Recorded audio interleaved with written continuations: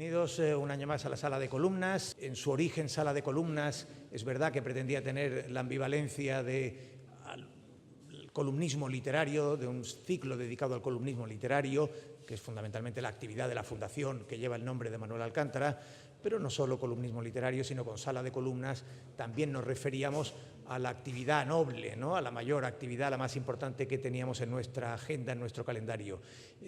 Bueno, este año el ciclo no trata de columnismo literario, pero sí se mantiene la altura y por tanto está muy bien lo de Sala de Columnas, no renunciamos a ello. Y como prueba de la altura que tiene el ciclo, en fin, les presento enseguida a nuestros invitados para hablar de periodismo y ciencia en una mesa, me parece verdaderamente extraordinaria. En aquel extremo, Antonio Calvo Roy, periodista científico, director de Comunicación y Relaciones Institucionales de la Universidad Nebrija, presidente de la Asociación Española de Comunicación Científica. En los años 80, entre el 82 y el 92, trabajó como colaborador en revistas, en periódicos, escribiendo de política científica, ciencia, salud, en fin, también de temas culturales. En los años 90 fue responsable de los gabinetes de prensa del Ministerio de Agricultura, Secretaría General de Energía y Consejo de Seguridad Nuclear. En 2000 creó la empresa de comunicación científica y ambiental Divulga, desde la que ha colaborado con artículos científicos en periódicos, revistas, proyectos de difusión de ciencia, guiones para museos científicos, documentales, talleres. Entre septiembre de 2004 y 2012 ha sido director de comunicación de Red Eléctrica de España. Bienvenido, Antonio. Gracias. A continuación, Enrique Fernández Borja, madrileño, nacido en el año 78, creció en Córdoba, el acento le delata, licenciado y doctorado en física teórica por la Universidad de Valencia, ha desarrollado su investigación en diferentes centros dentro y fuera de España, pronto de nuevo en la Universidad de Córdoba. Su campo de trabajo ha sido la física de los agujeros negros y aspectos matemáticos de la gravedad cuántica. Quizás él nos lo pueda explicar, yo solo puedo enunciarlo. Compagina su investigación con la divulgación científica desde diversas plataformas como Naucas, Jotdown y un blog estupendo y muy popular que es Cuentos Cuánticos. Bienvenido, Enrique. Y en tercer lugar, José Cervera, licenciado en Biología, especializado en Paleontología, fajado en las excavaciones de los yacimientos de Atapuerca. En 1995 cambió la orientación, cambió la línea de trabajo, cursó un máster de periodismo, el de la Universidad Autónoma y El País, y ha trabajado desde entonces en medios de comunicación, ha publicado en 5 días, 20 minutos, El País, El Mundo, ABC, muy interesante, Cuo, Público, La Marea, en fin, numerosas publicaciones. Es el autor desde el año 2004 de un estupendo blog también de ciencia y tecnología llamado Retiario. Ha pasado por El Mundo, 20 minutos, ahora está en Radio Televisión, donde también colabora en un programa radiofónico. Profesor visitante de la Universidad Rey Juan Carlos durante algunos años. Ha impartido cursos en numerosos medios latinoamericanos. Luego ha estado en la Universidad Internacional de La Rioja. Ahora imparte másters y cursos en varias universidades. Bienvenido, José. Muchas gracias. Bueno, y abrimos el coloquio. Hay quien ha dicho, sospecho que Antonio Calvo puede ser su autor, que el periodismo científico es el periodismo del tercer milenio. Lo que no sé si la formulación es un desideratum o se corresponde con la realidad.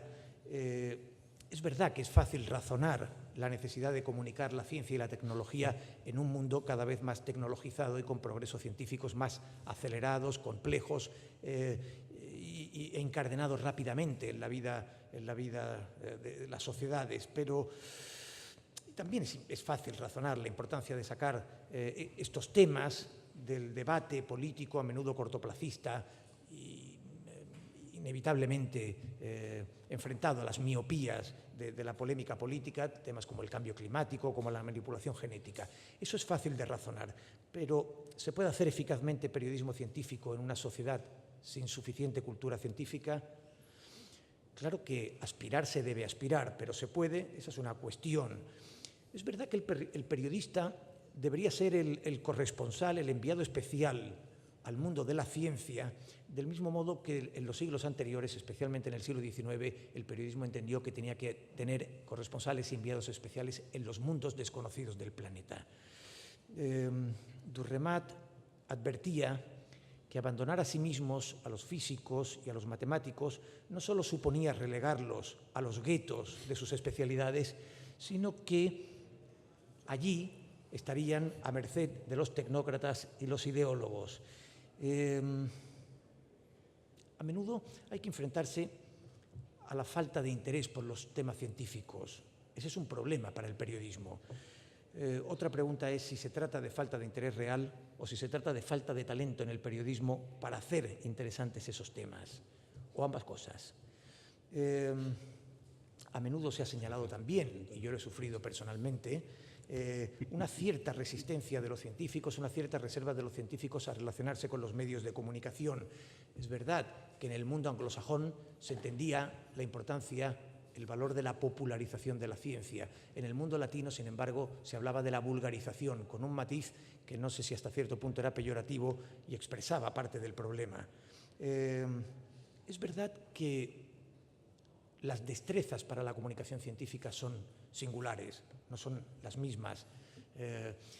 Y a menudo esas destrezas no logran romper la frontera entre la difusión, es decir, la divulgación del conocimiento científico dirigido a expertos, de la pura divulgación científica, que consistiría en comunicar la información científica a la sociedad, al público de la información general, al público no experto.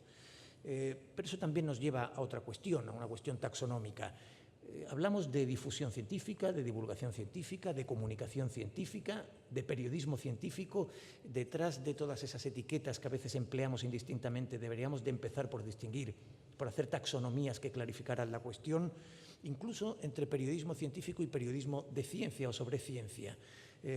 Así que, si os parece, yo creo que podríamos empezar por resolver esas cuestiones. Pero yo invito a Antonio a que nos haga una primera introducción y a partir de ahí emprendemos el diálogo. Decía hace 100 años, hace algo más de 100 años, Odón de Buen, un oceanógrafo, por cierto, también muy relacionado con Málaga y que trabajó como periodista científico mientras estudiaba en la universidad, que no olvidó nunca la importancia de la comunicación de la ciencia tanto para la sociedad como para los propios investigadores. Y decía, es labor muy profunda la del que populariza en nuestro suelo la ciencia. Me parece que es una buena premisa para empezar esta mesa redonda. Hablaré brevemente de cómo se ha hecho y de cómo debe hacerse hoy el periodismo científico, a mi juicio, de quién debe hacerlo, para qué se hace, por qué estamos, con perdón sea dicho, ante la especialización periodística más importante de nuestro tiempo. Me gustaría empezar con otra cita, comillas. Vulgarizar las nociones de las ciencias positivas por medio de las obras populares es la mejor satisfacción a las necesidades siempre crecientes de nuestra época. Hacer conocer y esparcir las conquistas diversas de la ciencia entre el agricultor, el manufacturero y el comerciante, tenerlos al corriente de los resultados nuevos, de los hechos recientemente observados, de los progresos que se verifican en los diferentes ramos de los conocimientos positivos, es también una tarea eminentemente útil. Es una cita de 1859, el año de la publicación del Origen de las Especies. Se encuentra en un texto sin firma, en la revista La América, Crónica Hispanoamericana, Política, Administración, Historia, Filosofía y Legislación, Ciencias y Arte, Industria y Comercio, Enseñanza, Crítica Literaria. Un título que no deja lugar para la imaginación. Y ya que empezamos por el principio, quizá esté bien saber ¿cuáles han sido las razones que nos hemos dado a nosotros mismos, los periodistas científicos, para dedicarnos a esto? Los motivos que hemos ido encontrando a lo largo del tiempo para justificar nuestro trabajo. A finales del siglo XIX y durante la primera mitad del XX, el discurso para justificar nuestro trabajo solía ensalzar la conveniencia cultural de la divulgación. Desde mediados del siglo XX, sin embargo, las argumentaciones van abandonando gradualmente ese enfoque, que podría llamarse buenista o técnicamente altruista cultural, y va adquiriendo protagonismo un discurso que destaca aspectos más próximos a los que defienden la comunicación pública de la ciencia como un mecanismo para conseguir apoyo político, económico y social para su desarrollo. Más adelante surgen dos argumentos de base política, el democrático-político y el democrático-informativo, que consideran la comunicación imprescindible para el control democrático de las decisiones políticas sobre ciencia y su gestión. Finalmente, en los últimos tiempos han surgido dos argumentos de base estructural, el económico estructural y el aglutinante estructural, que ponen el énfasis en la necesidad de la comunicación como herramienta para que la sociedad pueda beneficiarse de la ciencia y de la tecnología. Estos argumentos se han desarrollado a lo largo de mucho tiempo y se caracterizan en tres etapas concretas. La primera es la que podríamos llamar la etapa prometeica, en la que la profesionalización de los periodistas científicos es prácticamente nula o es muy incipiente. El colectivo es débil y el poder lo tiene la comunidad científica sobre los periodistas. En la segunda etapa es la de la mensajería divina. Los periodistas científicos ya están profesionalizados, pero todavía son débiles y no pueden sobrevivir sin el apoyo de la comunidad científica. Se caracteriza por un discurso de adhesión inquebrantable a la ciencia y a los científicos. Por fin, llegamos a la etapa de comisariado político y social. El poder de los periodistas científicos se ha consolidado. La relación con los científicos se vuelve mucho más simétrica y ambos grupos son conscientes de que se necesitan. Los periodistas científicos dejan de presentarse como mensajeros de los científicos y pasan a considerarse la avanzada social del control democrático de estos. Me interesa ahora andar en este argumento que Santiago Graíño, que es el periodista que ha hecho esta clasificación, llama democrático. Y lo haré con dos citas. La primera de ellas, del físico británico Stephen Hawking. Si admitimos que no es posible impedir que la ciencia y la tecnología cambien el mundo, podemos al menos intentar que esos cambios se realicen en la dirección correcta. En una sociedad democrática, eso significa que los ciudadanos necesitan tener unos conocimientos básicos de las cuestiones científicas, de modo que puedan tomar decisiones informadas y no depender únicamente de los expertos. La segunda es de Manuel Calvo Hernando, y abro un paréntesis para decir que Manuel Calvo Hernando, además de ser mi padre, era amigo muy próximo de Manuel Alcántara, con lo cual se produce una conexión interesante. Probablemente Manuel Alcántara estaba también dentro del periodismo, sensibilizado hacia el periodismo científico precisamente por la relación que tenían ellos entonces. La cita dice así: el periodismo científico es un instrumento para la democracia, porque facilita a todos el conocimiento para poder opinar sobre los avances de la ciencia y compartir con los políticos y los científicos la capacidad de tomar decisiones en las graves cuestiones que el desarrollo científico y tecnológico nos plantea. El uso racional de los recursos naturales, por ejemplo, el aprovechamiento no comercial de los resultados de las investigaciones privadas, los problemas éticos y jurídicos que plantea el conocimiento del genoma humano, Internet y tantas otras conquistas científicas de nuestro tiempo. Ambas citas ponen de manifiesto la evolución que se produce desde la postura prometeica hasta la democrática política, de unos científicos que son dioses propietarios de la ciencia, a los que hay que arrebatar los conocimientos para el bien de la cultura popular, se ha pasado a unos simples mortales con poder a quienes precisamente por tenerlo es conveniente controlar y dirigir su actividad. Y volviendo al oficio, a eso de ser corresponsales de la sociedad en el país de la ciencia, a lo que se refería Teo hace un momento, ¿cómo lo hacemos? Pues para llevar a cabo esta popularización, un periodista científico ha de ser, en primer lugar y ante todo, periodista. Eso es lo sustantivo y lo científico, lo adjetivo. Es decir, hay, como decía Chávez Nogales, que andar y contar. O como dice la vieja máxima del oficio, contar cuántos son y qué les pasa. Por añadir una tercera verdad barqueril, lo importante primero. Con estos elementos aparentemente sencillos, mirar y saber mirar, contar y saber contar, ordenar y saber ordenar, se describe la esencia del periodismo, sea científico, deportivo o de cualquier otra índole. Cada especialidad tendrá luego sus propias características que con frecuencia son tan relevantes como para que no sea posible saltar de uno a otro sin un cierto aprendizaje. El caso del periodismo científico es quizá un poquito más particular que los demás, porque las materias de las que trata con frecuencia no solo no son del dominio público, sino que están a distancia sideral del conocimiento común de los periodistas. Y para hacer las preguntas oportunas, que es para lo que nos pagan a los periodistas, las preguntas oportunas que dan lugar a mirar ahí y a contar eso, lo que al lector le interesa, hay que saber de qué va la vaina. ¿Y todo ello para qué? No podemos dejar de tener en cuenta que el mundo está hoy gobernado por decisiones tomadas articulando debates en torno al conocimiento experto. Y el papel de los periodistas científicos es no dejar a una parte relevante de la población fuera de esos debates, sin capacidad para comprender de qué se está hablando o qué implicaciones puede tener cada decisión. Hoy, para formar parte del mundo, la ciudadanía ha de saber sobre genética, tecnologías de la información, cambio climático y tantos otros asuntos.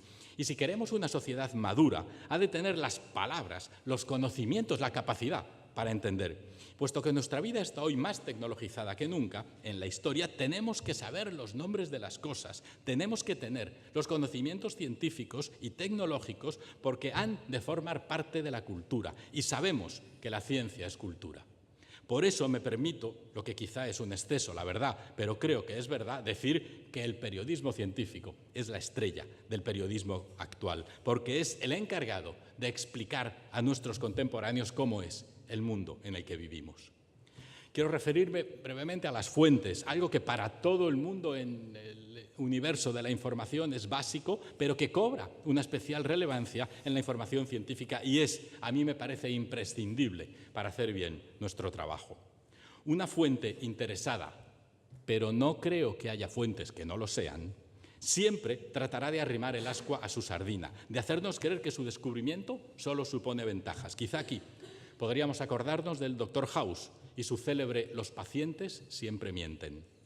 Quizá sea una exageración, quizá las fuentes no mientan siempre, pero siempre tienen sus propios sesgos. Es necesario, por tanto, tener referentes capaces de ofrecernos a los periodistas opiniones basadas en informaciones que estén lo más cerca posible de la objetividad. El mundo académico es, sin duda, el lugar en el que hay que buscar esas fuentes que nos permitan poner en su sitio la importancia de una información, aunque tampoco es una tarea tan sencilla a mi juicio. El periodista que se dedique a la ciencia, más que conocimientos, que también, lo que debe tener es contactos. Más que profundidad en un tema, experiencia. Más que bibliografía, agenda. Pero necesitamos periodistas, no cheerleaders. Con frecuencia, la información de ciencia es una información acrítica en la que cualquier cosa emanada de un laboratorio equivale a una verdad revelada. Pasamos del in vitro al ratón y del ratón al humano haciendo piruetas sin sentido y sin hacer lo más importante que ha de hacer un buen periodista, es decir, contrastar la información, contextualizar y contrastar, buscar siempre otras fuentes. Como dice el lema periodístico de Lester Markel, lo que ves es noticia, lo que sabes es conocimiento, lo que sientes es opinión. Los periodistas científicos, por lo general y como cualquier otro periodista, debemos ceñirnos a lo primero, a contar lo que vemos. Termino con otra cita, una más, que nos dice que los periodistas hemos de tratar de ser como Manuel Chaves Nogales, el periodista que se inventó en España 30 años antes que Gay Talese y Norman Mailer, eso del nuevo periodismo. Tenemos que ser como Chaves Nogales, si ello es posible. De él dice Antonio Muñoz Molina que no se casaba con nadie. En su integridad intelectual, en su independencia política, en su radical toma de partido por los seres humanos de carne y hueso frente a las abstracciones genocidas de las ideologías de su tiempo, el comunismo y el fascismo, a la altura de Chaves Nogales solo está George Orwell. Ya me gustaría a mí que los periodistas científicos de hoy fuéramos como Chaves Nogales. No sé si es posible, pero desde luego tenemos que intentarlo. Gracias. Bueno, has tocado todos los temas posibles. Y entonces me toca a mí hacer algunas puntualizaciones desde el otro lado de la barrera. Voy a hablar como científico que acude alguna vez a los periodistas para saber qué está pasando en el mundo de la ciencia y aquí hay diversas posturas. La primera es el acercamiento del periodista al científico, en mi opinión, debe de hacerse de manera objetiva, sin cortapisas, y sin ese halo de inferioridad que uno adquiere porque dice este sabe mucho o esta sabe mucho y yo no tengo ni idea. Creo que todo el mundo conoce esa cita de Albert Einstein, ¿no? Que uno no entiende algo hasta que no es capaz de explicárselo a su abuela. Eso no es cierto porque tu abuela puede ser doctora en física teórica. Uno no entiende realmente algo hasta que no es capaz de explicárselo a un periodista. Y es porque las abuelas, cuando se cansan de escucharte, te dicen, sí, vale, ya te he entendido. Pero los periodistas no, o al menos no deberían de dejar de insistir. También es cierto que hasta hace bien poco, la relación ciencia o científicos, mundo científico con los periodistas era un poco tensa. De hecho, nadie veía la necesidad en este país de divulgar porque, bueno, nosotros estamos aquí en nuestra torre de marfil y mientras que la tengamos limpita por dentro, lo que haya afuera no nos importa nada. Sin embargo, en las últimas temporadas estamos viviendo una revolución en los ámbitos científicos, en los institutos de investigación, en las universidades, que se han dado cuenta que necesitan abrirse a la sociedad para explicarle, oye, mira lo que hacemos con tu dinero. Eso es bueno en dos sentidos. En uno es que la ciencia está al alcance de la sociedad, que es quien debe de tener el conocimiento científico, al menos las líneas generales, porque nadie pretende que sea la divulgación o el periodismo científico una fuente de doctores en las diversas ciencias, pero sí que me gustaría hacer una petición, si alguno de vosotros que esté estudiando periodismo o que tenga intención de dedicarse al periodismo, os quiero hacer, y es que es el periodista científico el que tiene que formar y educar a la sociedad en ciencia, no los científicos. Sí, y os voy a explicar un detalle. Hasta hace bien poco, la sociedad no tenía ni idea de lo que era eso de la prima de riesgo. No éramos economistas, nadie sabía lo que era la prima de riesgo. Gracias al periodismo se puso encima de la mesa, en telediarios, periódicos, etcétera, esto es la prima de riesgo. Al final todo el mundo sabía, más o menos, que un puntito arriba, un puntito abajo, significaba que nuestro dinero valía más o menos que el de los alemanes, por poner un ejemplo. Eso en economía. Ahora hemos aprendido informática y sabemos que para borrar bien un disco duro hay que formatearlo 35 veces. Entonces eso también es periodismo. Eso son... o rayarlo. Pero rayarlo también funciona. Pero la cuestión esencial es el periodismo el que tiene que llegar a la sociedad, porque la sociedad busca en el periodismo una fuente de información, porque si no, no tendría sentido. Entonces, los grandes titulares o estas cuestiones del mundo se va a acabar porque lo dice Stephen Hawking, o si vienen los extraterrestres nos van a matar a todos porque lo dice Stephen Hawking. Si lo dice Stephen Hawking está muy bien, pero no tiene razón, lo que pasa es que se vende mucho. Y, bueno, una cuestión ya para finalizar mi intervención es: los periodistas tienen que cumplir un rol en la sociedad, que es informar y formar, en mi opinión. Luego podemos discutir sobre el tema de si es su responsabilidad o no. Y los científicos tienen que cumplir otra, que es investigar, hacer ciencia y formar a los siguientes científicos. Y entre medias se tienen que construir puentes para que fluya la información de manera equitativa y objetiva entre los dos sentidos. Esto es lo que yo demando como periodista para ofrecérselo a la sociedad y esto es lo que yo hago con los dineros que me da la sociedad para hacer ciencia. Entonces, es necesario, y ahora ya las instituciones se están dando cuenta de ello. De hecho, los proyectos europeos, los últimos que se están proponiendo, como el proyecto 2020 o los Madame Curie y todos estos proyectos que sueltan mucha pasta para los proyectos científicos, exigen que una parte del tiempo del proyecto y de los investigadores se dedique a divulgar lo que hacen y a tener unidades de cultura científica y unidades de información, y etcétera. Con lo cual, que yo creo que se está cambiando el paradigma y posiblemente sea cierto eso de que el periodismo científico va a ser el periodismo del siglo XXI. Al menos eso deseo. Es verdad, todo lo que habéis comentado es cierto. No estoy poniendo en duda nada de lo que habéis comentado. Lo que sí creo es que en el fondo todo esto es irrelevante. Y me explico. Una buena parte de lo que estábamos discutiendo aquí está relacionado con algo que a mí me gusta llamar paraqueísmo, ¿no? Que es la pregunta del para qué. ¿Para qué hacemos investigación? ¿Para qué hacemos periodismo? ¿Para qué? ¿Cuál es la función de hacer periodismo? ¿Cuál es la función de descubrir nuevos estados de la materia, de investigar sobre fósiles? ¿Cuál es la función? ¿Y yo qué gano con esto? Dinero. Que es el tipo... Nos pagan por ello. Efectivamente, sí. Y es cierto. El paraqueísmo es una parte muy importante, forma una parte fundamental de la financiación de la ciencia y forma una parte fundamental de la financiación también de los mercados financieros, de los mercados agrícolas, de muchas cosas, ¿no? Pero me vais a corregir si me equivoco, pero a mí me da la impresión de que nadie en su sano juicio hace periodismo para ganar mucho dinero, desde luego, si hace periodismo para ganar mucho dinero, no está en su sano juicio. Y el mismo razonamiento se aplica a la ciencia. Es decir, nadie se hace científico para ganar mucho dinero. Y si se hace científico para ganar mucho dinero, está, en el mejor de los casos, lamentablemente equivocado. Esa no es la razón por la que hacemos ni periodismo ni ciencia. Porque si lo que quisiésemos es ganar dinero, nos haríamos banqueros, o políticos, o corruptos, o todo ello a la vez. Es así. Quiero decir, la razón fundamental por la que la gente se dedica tanto al periodismo como a la ciencia no es ninguna de las que hemos comentado. La razón fundamental tiene mucho más que ver con otra cuestión, tanto en el periodismo como en la ciencia, y es algo en lo que creo que se parecen. Por lo menos en mi experiencia personal, que ha sido pasar de un mundo al otro y del otro al uno y dar botes entre los dos,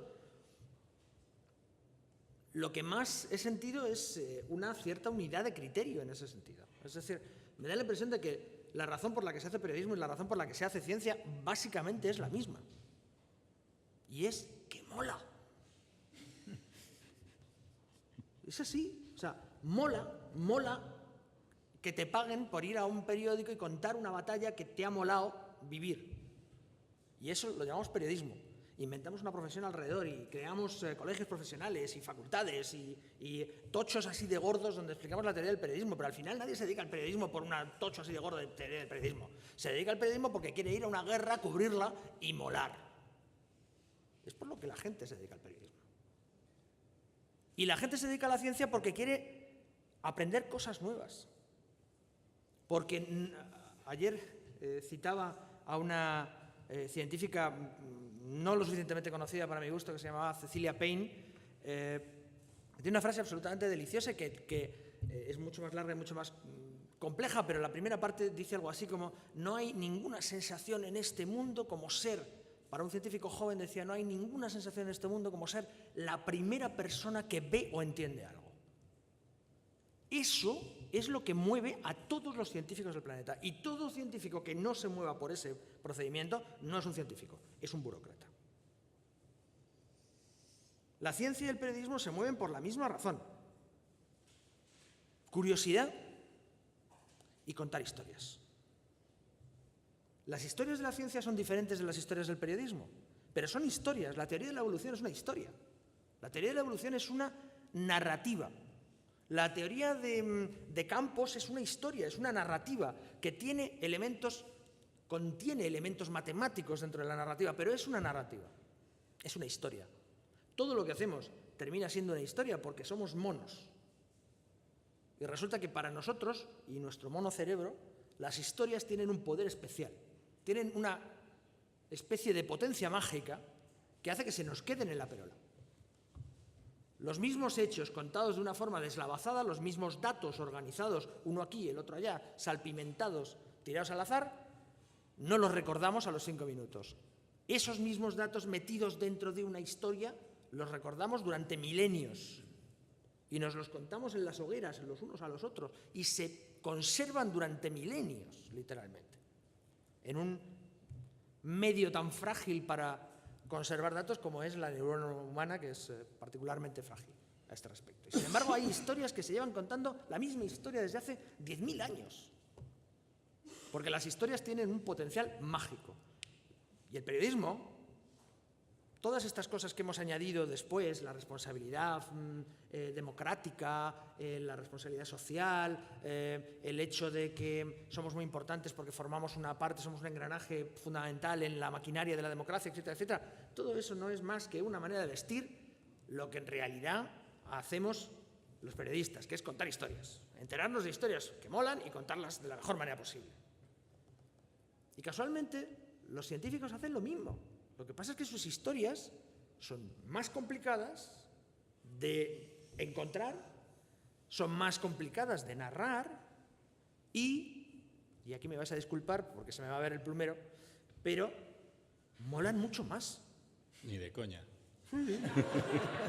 Molan mucho más, por una razón muy sencilla. O sea, sabemos que hay un planeta en la zona habitable de una estrella que está a 4 años luz de la Tierra. Joder. Y eso mola. Acuérdate, Simplemente saber ese conocimiento, saber eso ya es algo interesante. acuérdate de Dominguín y Abacander, lo que mola es contarlo. Sí, sí, sí, sí.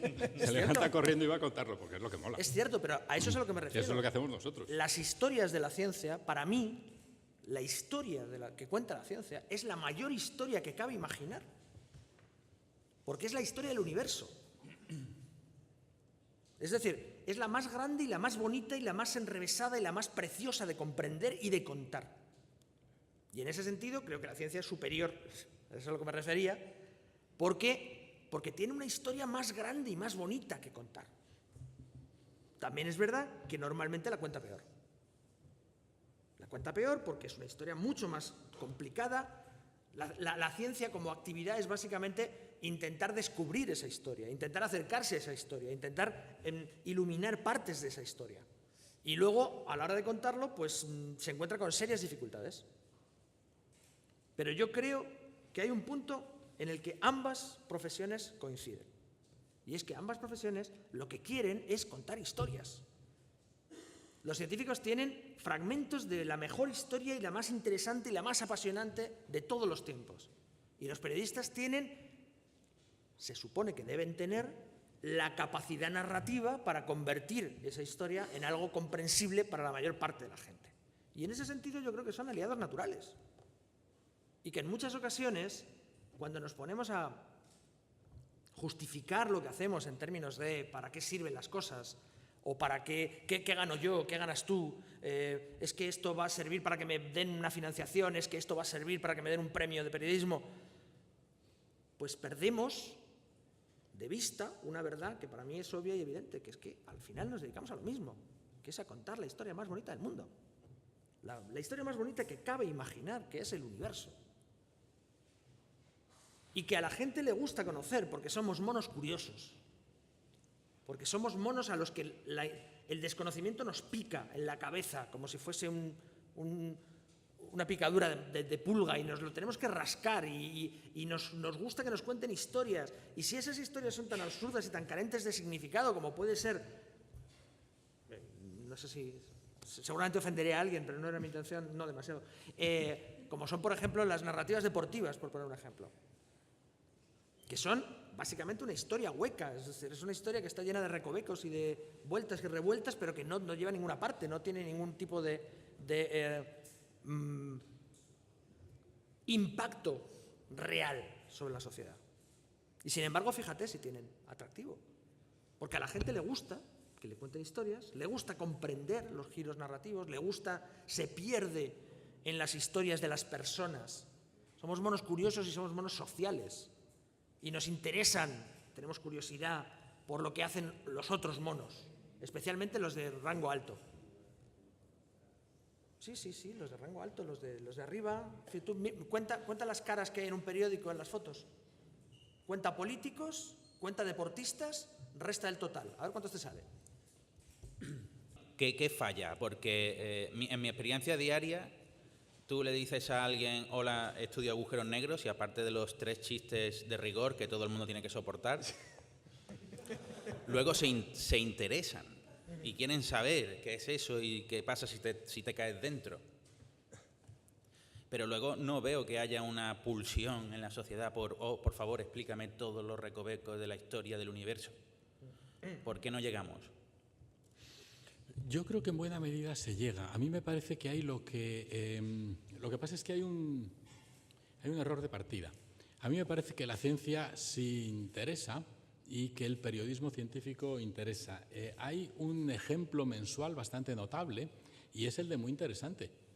Muy Interesante, que tendrá sus cosas y será mejor o peor o más o menos rigurosa o utilizará, en fin, independientemente de eso, es la revista mensual española más leída del mundo. No hay nada que se le parezca. A mí me parece que esa es una encuesta mensual bastante notable. A veces nos tropezamos, decías tú antes, Teodoro, si uno de los problemas era precisamente los periodistas. No has aclarado si los periodistas que hacen ciencia o todos. Yo, que como veis soy un poco gremial, me parece que uno de los problemas es que los periodistas, que los cuadros medios Y quienes dirigen los periódicos, en general, no vienen del mundo de la ciencia, vienen del mundo de la economía o del mundo de la política.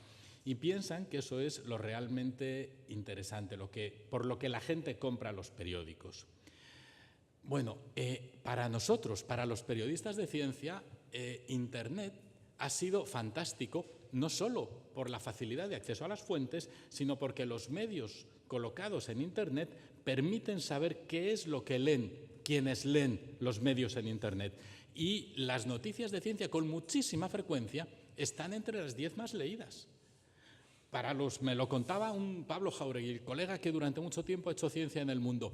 Para él, los rankings de cada día era un chollo, porque él le podía discutir a Pedro J. a la cara que lo suyo molaba y que la gente tenía interés en leerlo. Y eso le dio la posibilidad de sacar a 5 columnas cosas tan abstrusas como el bosón de Higgs, que no hay quien lo entienda, y que ocupó la portada de todos los medios o de muchísimos medios. Bueno, lo que pasa es que estamos acostumbrados a que tiene que ser una cosa muy, muy notable, tiene que ser algo especialmente grande. No hemos conseguido todavía que a velocidad de crucero la información científica ocupe bastante espacio. Pero, bueno, yo creo que sí que hay interés y esa es una encuesta. Hay un par de cosas de lo que has dicho. Una, ¿ahora hay más periodismo científico? Bueno, ahora es más fácil hacer periodismo científico porque es más fácil hacer, no periodismo científico, sino comunicación en general. Y esa es la diferencia. Comunicación de ciencia ha habido siempre. No en vano, traía una cita de 1859 y a Odón de Buena, que agito todo el rato, que era periodista científico y tenía una sección semanal en su periódico masón sobre noticias de ciencia. Y en 1903 dirigía en Barcelona una revista que era el muy interesante de la época. Había 2, solo en Barcelona, 2 revistas de ciencia populares, hechas para el metalúrgico y para el agricultor. Siempre ha habido, a veces más y a veces menos. En los años 80 de este último siglo había una eclosión de medios, en todos los medios había suplementos de ciencia, había muchísimo. La crisis se nos llevó a muchos por delante, es verdad. Por lo tanto, hay entradas y subidas. Ahora, la mala noticia es que los medios es un desastre como están. La buena es que hay muchas posibilidades de hacer divulgación de la ciencia en blogs, en Twitter, en muchísimas cosas. Y eso lo abarata mucho, permite que muchos no profesionales de ello se dediquen a ello, y yo creo que es bueno porque hay mucha gente que hace una divulgación excelente, no periodismo científico, luego podemos ver las diferencias, pero divulgación se hace mucha y se hace buena. Francis, a quien tenéis ahí, tiene un blog estupendo.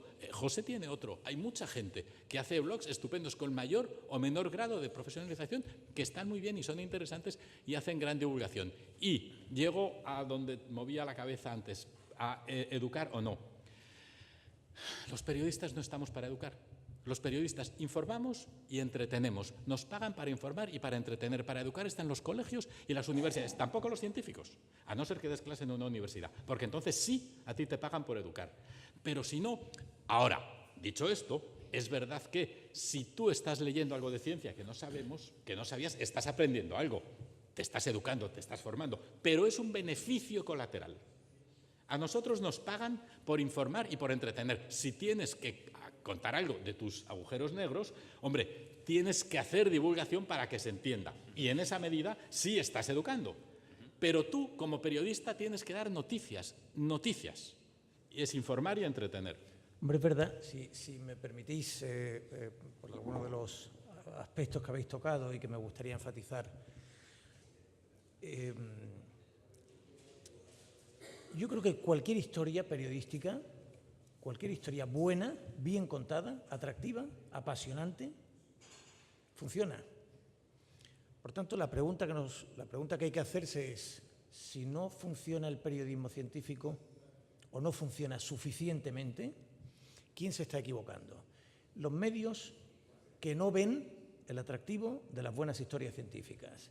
Los periodistas que no son capaces de hacer buenas historias científicas cuando realmente existen, o los científicos que no son capaces de transmitir a los periodistas esas buenas historias que naturalmente solo, si se la puedes explicar a tu abuela o a un periodista, habrá superado el corte del entendimiento general de la misma. Quiero decir, o se están equivocando todos, o estamos fallando todos.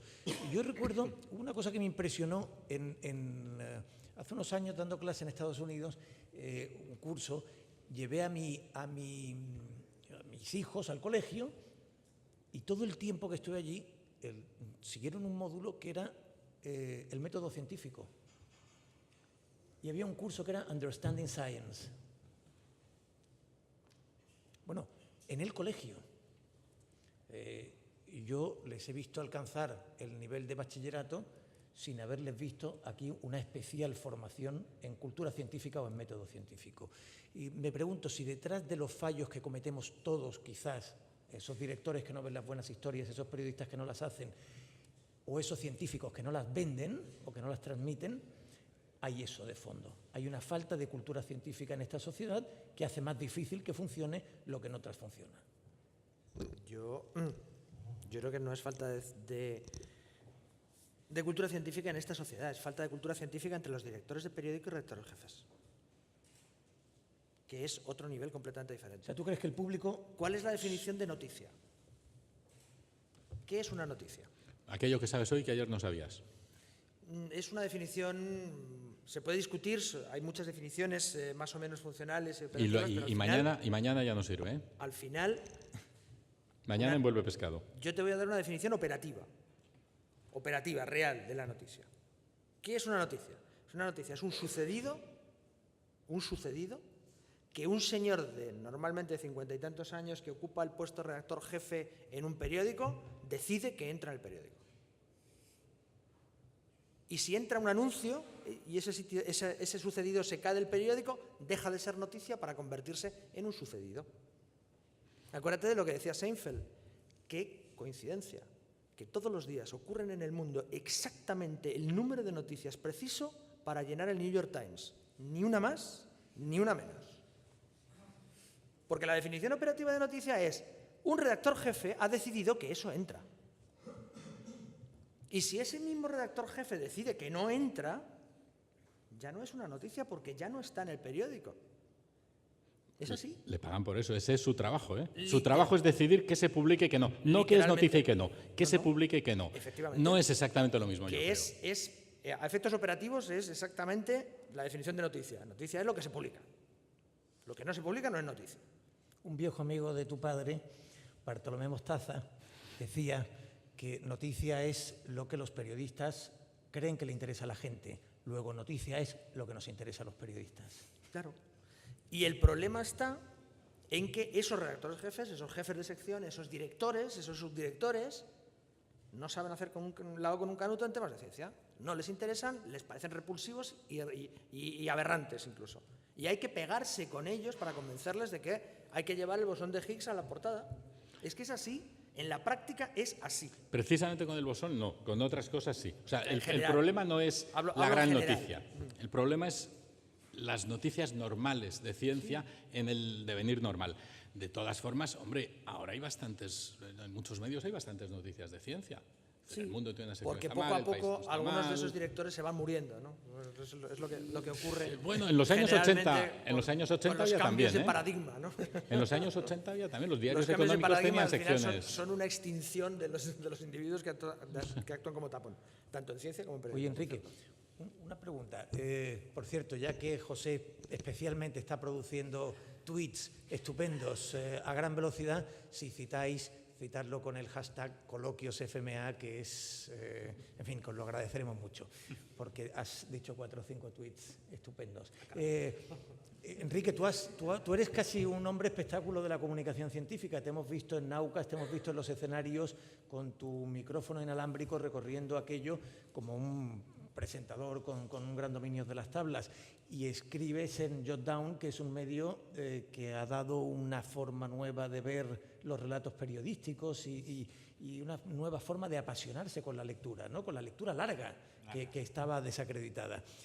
Pero hay dos cuestiones que me gustaría preguntarte. Una, si la clientela son científicos a los que les gusta esa forma de comunicar, o sientes que se llega realmente a la sociedad, a la ciudadanía en general. Y la segunda, si el 2.0 que decía Antonio vale para todos, la cuestión, que efectivamente da muchas más facilidades, a la vez da muchas más dificultades para algo esencial en el buen periodismo, que es la financiación. El buen periodismo suele ser caro. No necesariamente tiene que costar mucho dinero, pero mantener un buen periodista en un trabajo es caro. Bueno, yo tengo que pedir perdón, pero es que yo siempre me expreso así, incluso cuando doy clases. Y a mí hay una cosa que me está preocupando mucho, y es que ahora, con las nuevas oleadas que están existiendo sobre monologuistas científicos que proliferan por doquier, pues parece ser que ahora, yo creo que en las casas de las personas que están un poco ajenas a la ciencia, pensarán que los institutos de investigación son como el club de la comedia, donde allí cada uno hacemos un espectáculo o cantamos canciones o lo que sea, ¿no? Allí normalmente hacemos cuentas o experimentos o acariciamos ratones, o lo que haga cada uno. Claro, lo que pasa es que no sé muy bien de dónde vino la moda de hacer. Yo creo que esto viene de las charlas TED, que aquí en España no hemos entendido bien y hemos considerado que tenemos que ser graciosos, siempre. Lo cual deja de tener gracia, porque cuando uno intenta hacerse el gracioso, no suele tener mucha gracia, ¿no? Hay ejemplos estupendos de monólogos científicos, muy buenos, pero yo creo que no hay que abusar del formato, en mi opinión, ¿eh? Otra cosa es que te salga la gracia de manera natural, no puedes evitarlo, pero que no sea una cosa predispuesta con un guión y voy a contar esto y no sé, hay muchos chistes que se pueden hacer, pero casi que todos son inoportunos en la mayoría de las ocasiones. Y luego, la segunda pregunta era... Periodismo caro. El periodismo caro. Yo no sé cómo es el periodismo caro, lo que sí sé es que me están ofreciendo escribir 2 entradas semanales al mes por 75 euros al mes. No sé si eso es caro o barato.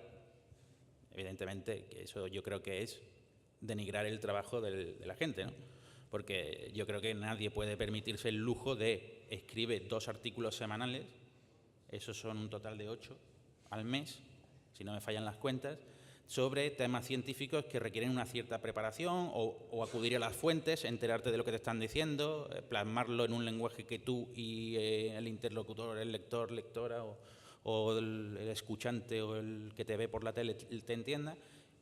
Y entonces yo creo que hay una grave crisis económica, y esto no lo voy a contar. Y entonces, claro, cuando te llega una noticia de ciencias, el otro día que se dio el Premio Nobel de Física, eso no fue portada en ningún sitio, yo pensé, porque casi todo el mundo decía, uy, a lo mejor con un poco de suerte ha entrado lo de las ondas gravitacionales, ¿no? Y las ondas gravitacionales es un chollo para los periodistas, porque es una cosa que se explica muy fácil, hay dibujitos y tal. Y llegan los señores del Nobel y dicen, no, se lo hemos dado a las transiciones de fase topológicas. Entonces sale un señor y saca una rosquilla, la gente... ¿Cómo titulas con eso? No, ¿Cómo va a ser portada? Pues mal, ¿Qué manera de titular? Pues mal. Entonces luego te llegan los físicos y dicen, vaya, esto no es basura. Entonces, claro, tú ves a un señor con una rosquilla y dices, ¿qué hace un señor en la Fundación Nobel con una rosquilla en la mano? Eso es la primera. Entonces, claro, ¿a quién acudes? Luego titulas y dices, Premio Nobel a las cosas extrañas de la materia. Muy bien, pues estupendo. Entonces, eso... y aquí, luego, después de que respondáis a sus preguntas, yo quiero hacer otra. A vosotros que estáis más metidos en el tema del periodismo. ¿Los periodistas científicos tienen que saber algo de ciencia? Es decir, ¿se le tiene que dar información científica en las facultades? Oye, yo quiero ser periodista científico. Pues toma, ciencia.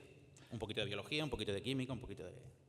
Bueno, a mi juicio, todo periodista debe ser un periodista especializado hoy por hoy. Hagas lo que hagas, necesitas estar especializado. Si te dedicas a deportes, tienes que saber de ese deporte. La ventaja que tienen los periodistas deportivos es que en general incluso pueden especializarse y dedicarse a 1, a 2, a 3 deportes. El problema o la ventaja de los periodistas científicos es que no nos podemos especializar en España. En el New York Times, donde desde el año 1912 tienen una sección de ciencia con 12 periodistas, hay una gran especialización. En general aquí no podemos especializarnos. Igual tienes que escribir de esas topologías de las que hablabas, que del pelo de los ratones, que de Atapuerca, que de cualquier cosa. Y es muy complicado.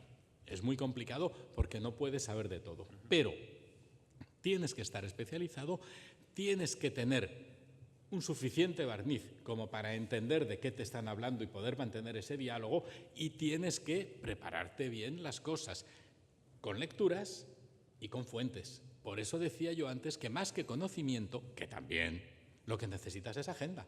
Yo lo que necesito es tenerte a ti y llamarte y decir, oye, macho, anda el premio Nobel a una cosa que no hay quien lo entienda, cuéntamelo. Y tú tienes que, eso es algo de lo que no hemos hablado, deberías tener reconocido como tiempo empleado laboral esa ayuda que me haces a mí. Ahí se ha conseguido ya, y está bien, el que se les reconozca a los investigadores el tiempo que emplean en divulgación directamente. Bueno, está en el artículo 30 y no sé qué de la Ley de la Ciencia. Bueno, se está en ello. Tú hablabas antes de los programas europeos. No te dan un programa europeo si no hay un porcentaje dedicado a diseminación. Eso lo puedes hacer tú directamente o, a mi juicio, lo que es más eficaz, lo puede hacer un profesional de la cosa.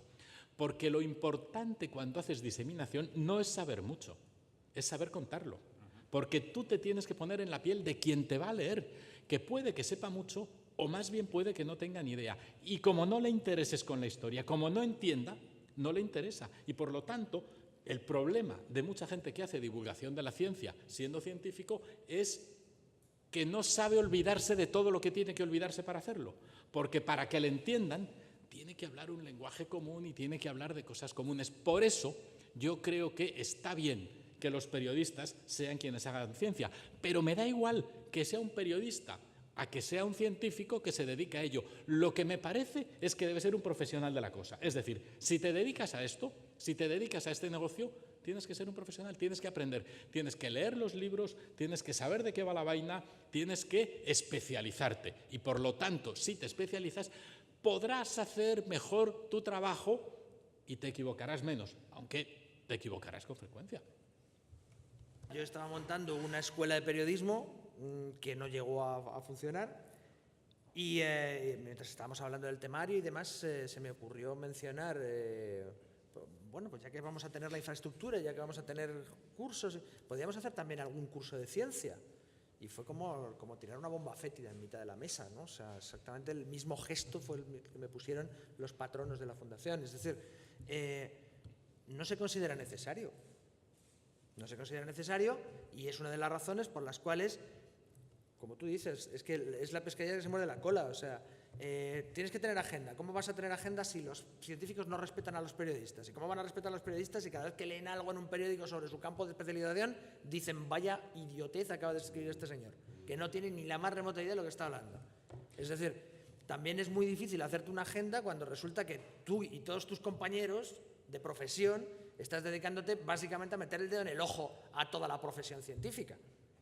Profesión en la que es muy importante que no te toquen las narices con la terminología o que no salga asociado a tu nombre una metedura de pata obvia, porque el prestigio en ciencia es muy importante. Ese es un error que hacen, ese es un error que cometen con frecuencia los científicos, pensar que lo que sale en los periódicos está dirigido a sus colegas.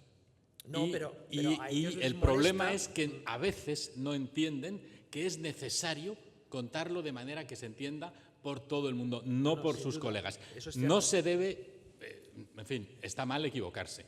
No hay por qué cometer errores, hay que revisar las cosas. A mí no me cuesta trabajo mandar mis cosas para que alguien la vea, no tengo un prurito especial en eso. Pero en todo caso creo que lo importante es que el punto de vista tiene que ser el punto de vista del lector, el punto de vista del usuario de esa información, que tiene que entender. De todas formas, yo creo que hoy por hoy, en fin, todos tenemos agendas muy pobladas de científicos. Llevo unos años en este negocio.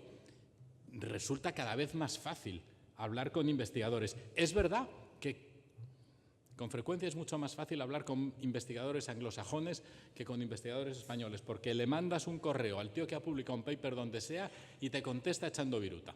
Y entiende cómo tiene que contestarte y qué tiene que contarte. Y lo hace de una manera natural. También porque lleva mucho tiempo sabiendo la importancia que tienen los medios para conseguir fondos. Aquí hay una cosa llamativa. Los científicos, algunos investigadores, todavía no se han dado cuenta de lo importante que es para conseguir fondos que su campo de acción sea sexy. Atapuerca lo entendió perfectamente.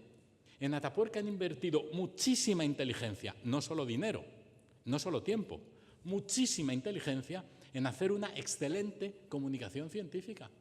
Y se rompían el coco para encontrar un nombre adecuado para un tío que se parecía a un famoso futbolista o a un ciclista. Y a Gacha le llamaban de una manera.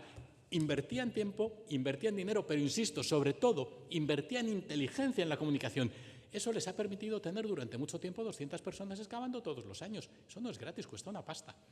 Lo sabían y lo han entendido. Lo llamativo es que esto, que es un razonamiento sencillo y fácil, a empíricos científicos haya que explicárselo, no lo entiendan. Me llama la atención. Desde luego no todo el mundo va a ser Atapuerca. Atapuerca mola mucho, pero si tú consigues contar algunas cosas de tus agujeros negros, que tiene un nombre también bastante molón, eso en un momento determinado puede conseguir que a algún gestor que vaya a decidir sobre fondos le suene tu especialidad, le suene lo que has hecho y por lo tanto sea más sensible a dar unos dinerillos que nunca van mal para la investigación. Muchas veces se dicen cosas muy mal en el periodismo científico. Y eso, quieras que no, sienta muy mal a los científicos. Y no es ya porque estén hablando, creamos o crean que van a leerlo sus colegas, sino porque estamos diciendo, ¿esto es lo que le estáis contando de lo que hacemos? Pues es que esto no se parece en nada a lo que hacemos. Entonces, ¿no merece la pena que yo me ponga a hablar con alguien y después escriba otra cosa que no tiene nada que ver? Pues a lo mejor no merece la pena. Y eso está directamente conectado, perdón, con lo que comentabas hace un momento, lo que estábamos comentando hace un momento, la falta de especialización. En mi experiencia... Demasiadas veces el tipo que va a la rueda de prensa es el que lo han mandado, el que viene de hacer la rueda de prensa al Real Madrid. Vale, y ahí estamos jodidos. Entonces no se entera de la misa a la media y entonces publica una chorrada y entonces luego el científico se cabrea y no hay manera de que te coja el teléfono a ti que sí que sabes de qué es. Pero en general yo creo que los investigadores distinguen bien, ¿eh? Quiero decir que cuando llevas un tiempo haciendo las cosas y tienes una trayectoria, ya se sabe bien. El problema, efectivamente, y de ahí damos el salto y llegamos a cómo están los medios. Y ahí ya nos echamos las manos a la cabeza y ya hablamos de cómo están los medios un ratito o lo damos por hablado porque ya todos lo sabemos. Es verdad, es verdad. Y sobre todo en los medios pequeños, pues el tipo que va a hacer la rueda de prensa del ayuntamiento, después va a ver a un tío a la universidad a contar una historia y por la tarde, pues a lo mejor tiene que ir a ver a un torero. Sí, pero y eso es un desastre, porque no puede hacer ninguna cosa bien. Yo ahí discrepo. Y tenemos aquí un profesional que nos podrá responder perfectamente. Yo he visto publicados en cuestiones de ciencia errores que si los trasladásemos a su equivalencia en política, economía o fútbol, habrían costado a su redactor ser crucificado públicamente boca abajo en la redacción. Y sin embargo, cuando es en ciencia, bueno, no pasa nada, ya se sabe. Estos de las bata blancas son así de raros.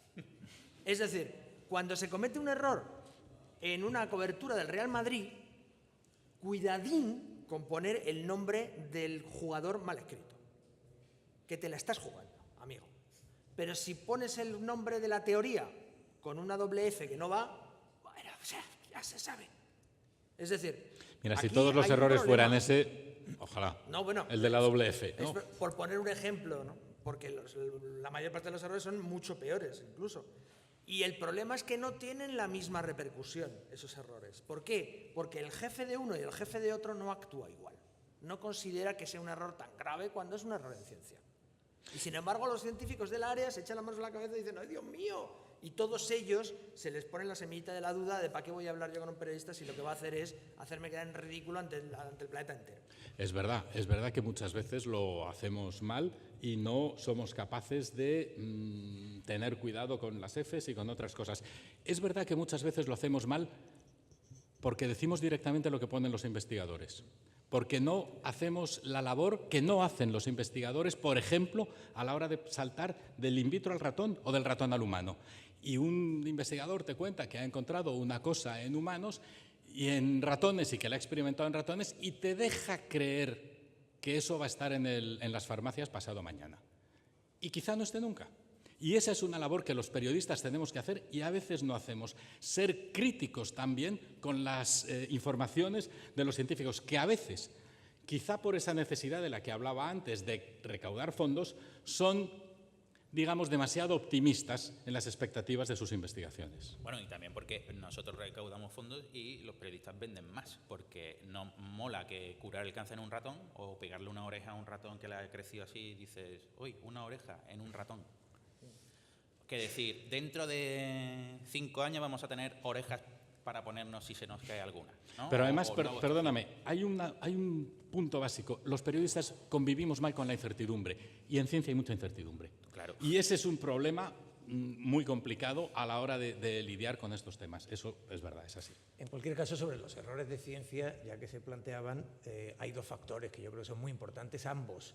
El primero, si te equivocas con un político, te equivocas con una información económica, el político o el director del banco o el responsable de la entidad no tiene ningún problema para llamar al director, que se ponga el teléfono y echarle una bronca, entre otras cosas porque hay publicidad que se puede jugar por un error en la cobertura. En cambio, el científico seguramente tendrá cierta dificultad para conectar con el director, que no sabe quién es ese científico y que le dice a la secretaria, estoy reunido, mándalo a hablar con el redactor. Segundo, hay mucho público que cuando se produce un error en los temas políticos o en los temas económicos es consciente del error y ese error tiene cierta repercusión como error. En cambio, la doble F la aprecia el científico y algún colega que se asoma al... Sale aquí en los Claro, tweets, no, si yo entiendo el disgusto, se pero... convierte en trending topic y resulta que tienes un problema. Porque es que ahora... Otro de los factores que está ocurriendo es que hasta ahora los frikis estaban distribuidos. Pero es que ahora hablan entre ellos. Amigos. Y hablan mucho. Hablan mucho porque como son frikis, pues hablan mucho a través del ordenador y a través de internet y a través de los blogs y a través del Twitter y a través de... Pues resulta que las cosas, ese tipo de cosas que antes, pues eso, se enteraba el científico y sus 2 amigos, pues ahora es que se puede enterar todo el mundo. Sí.